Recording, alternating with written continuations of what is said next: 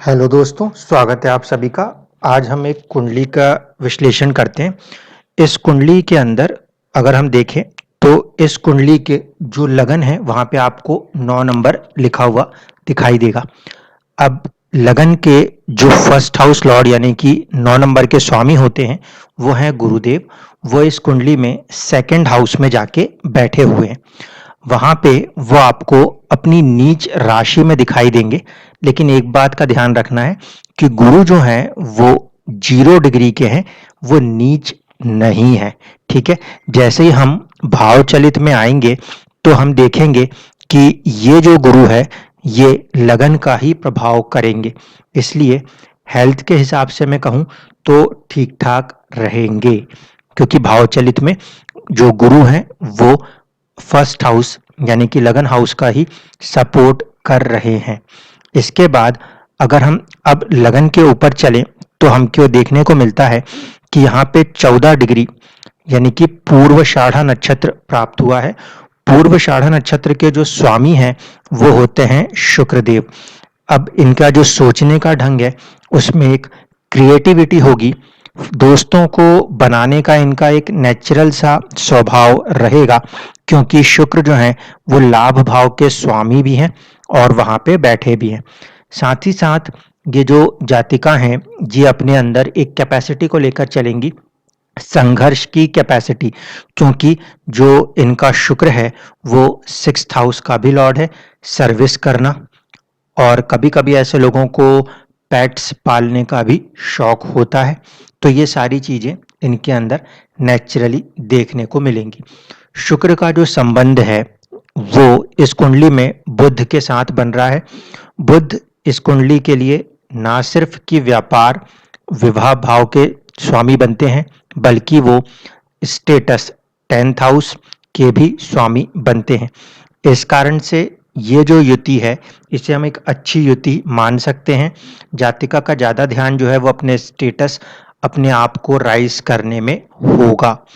अब देखें कि सूर्य और चंद्रमा की स्थितियां क्या कहती हैं।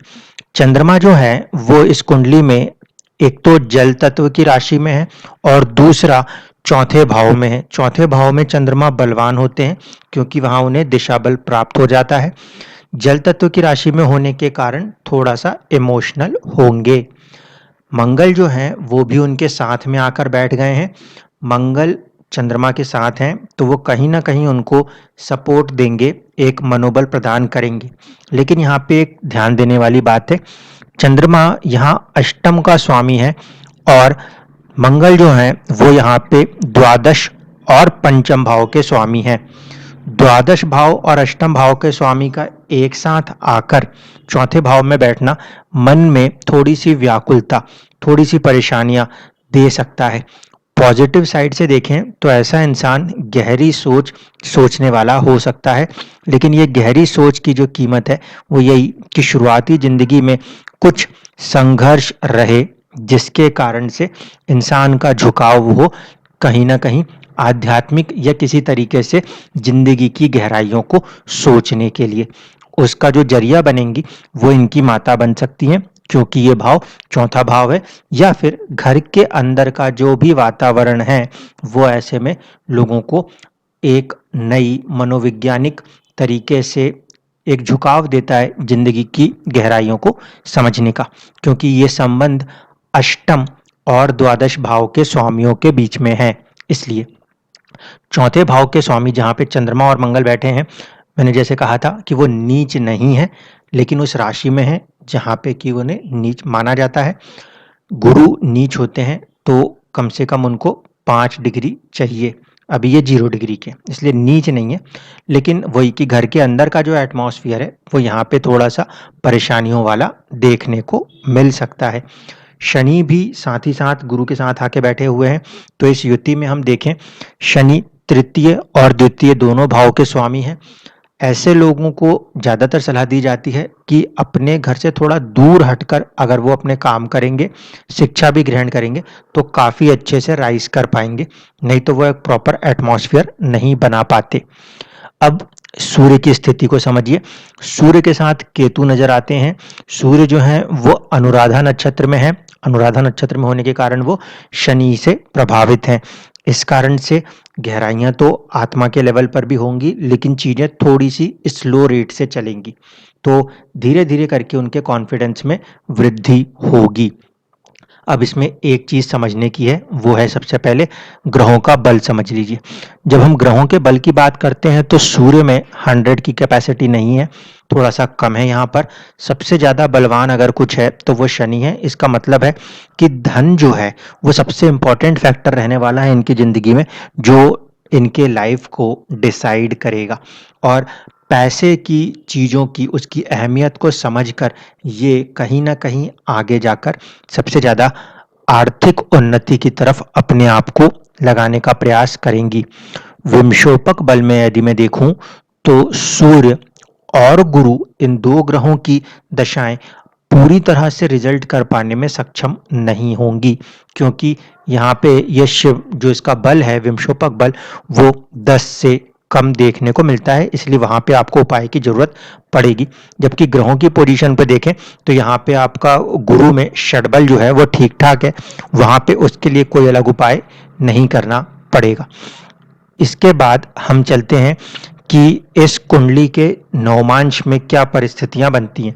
तो नवमांश को यदि मैं लगन कुंडली के समकक्ष बना दूं तो आप देखेंगे कि इनकी कुंडली में जो सूर्य हैं वो इनके दशम भाव में आते हैं, इसीलिए कहीं ना कहीं कोई संबंध इनके कार्य क्षेत्र का फादर सूर्य या फिर सरकार के साथ जुड़ा हुआ देखने को मिल सकता है। मंगल जो हैं वो उच्च राशिस्थ हो रहे हैं नवमांश की कुंडली में। गुरु जो है अभी भी वो 10 नंबर की ही राशि में वर्गोत्तम है। ग्रह वर्गोत्तम है, इसलिए कहीं ना कहीं गुरु का एक इम्पॉर्टेंट रोल रहेगा, जिसमें एक तो चीज है घर का एनवायरनमेंट और दूसरी चीज है उनकी खुद की पर्सनैलिटी, क्योंकि गुरु यहाँ पे प्रथम और चौथे भाव को रूल करते हैं। अब मंगल के साथ गुरु का आ जाना एक पॉजिटिविटी देता है, साथ ही साथ जो उनका सबकॉन्शियस माइंड था, शुक्र था, सोच थी, वो भी आर्थिक उन्नति कहीं ना कहीं सेकंड हाउस सेविंग्स के ऊपर ज्यादा जा रही है किस्मत से। इस कारण से हम कह सकते हैं कि आर्थिक मामलों के लिए जैसे जैसे ये आगे बढ़ेंगे वैसे वैसे इनकी कुंडली एक अच्छा रिजल्ट देती हुई दिखाई देगी। लेकिन आर्थिक उन्नति किसी न किसी कीमत पे ही आती है, तो यहाँ पे ये जो कीमत है ये होगी मैरिज लाइफ की। क्यों? क्योंकि जो मैरिज लाइफ का स्वामी बन रहा है किस्मत से, वो अपने से द्वादश हो रहा है। और यही चीज यदि हम यहाँ पे देखें तो आपके 7th हाउस का जो मिड पॉइंट है राहु, वो भी अपने से 12वें जा रहा है। तो कुछ चुनौतियां यहाँ पे मैरिटल लाइफ के अंदर देखने को मिल सकती हैं, इस बात को ध्यान रखिएगा। लेकिन यह आर्थिक उन्नति की तरफ जाने वाली कुंडली होगी। शनि केतु के साथ आए हैं और तृतीय भाव में है, इसीलिए कहीं ना कहीं शनि इनको एक अच्छा डिसिप्लिन और पूरी की पूरी तरीके से अपने आप में खड़े होने की क्षमता प्रदान करेंगे।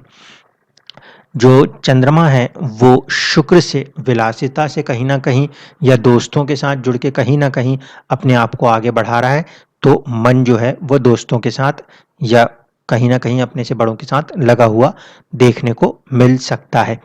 अब इसमें एक चीज जो है वो ये कि आपकी लगन कुंडली को यदि ध्यान से देखा जाए तो जो आपका एक प्रश्न था उन्नति किस क्षेत्र में हो सकती है, ऐसे कुंडलियों में उन्नति किसी भी क्षेत्र में की जा सकती है, क्योंकि यहाँ पर जो इनके लगन उनका सोचने का ढंग शुक्र है वो बुध के साथ बैठा है। बहुत हद तक संभावनाएं हैं कि ये व्यापार की तरफ आगे जाएं या फिर किसी भी तरीके के क्रिएटिव वर्क्स और चार्टर्ड अकाउंटेंसी जैसे कामों के लिए ये योग काफी काम करता है। जो ज्यादा प्रोमिनेंट प्लेनेट भी बन के आ रहा है, शनि एक तो बलवान ग्रह होने के कारण थे, दूसरा वर्गोत्तम होने के कारण गुरु है, और लगन कुंडली में दोनों ही सेकंड हाउस सेविंग से जुड़े हुए हैं। तो फाइनेंशियल सेविंग्स ऐसे किसी कामों से जुड़े हुए जो गाइडेंस है वो सब कुछ देने वाली कैपेसिटी इस चार्ट में है। ऐसे प्रोफेशन के अंदर एक अच्छे राइज की संभावना बनती है। जहां तक बात होगी किस्मत की, तो यहाँ पे किस्मत के जो स्वामी हैं वो कहीं ना कहीं 12वें भाव में है, इसलिए शुरुआत में थोड़ी-सी चुनौतियाँ देखने को मिलेंगी, लेकिन अपने जगह से दूर हटने के बाद काफ़ी अच्छी उन्नति इनको अपने ज़िंदगी में देखने को हासिल होंगी।